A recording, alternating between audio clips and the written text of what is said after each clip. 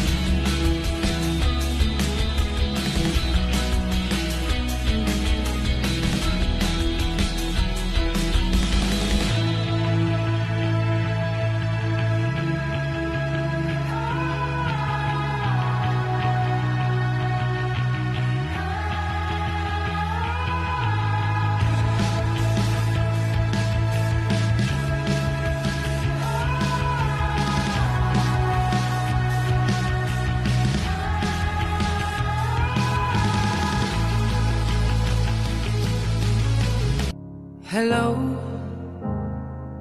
it's me.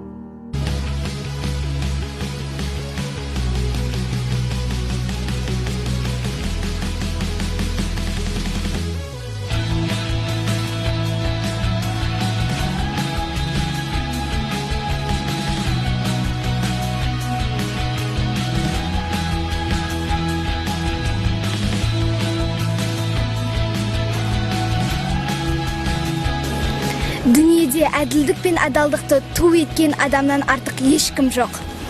Осымен бүгінгі біздің адамдардың адалдығына деген тәжірибеміз аяқталды. Біздің әсем қаламыздың тұрғындары қаншалықты адал әрі шыншыл екеніне көзіміз жетті.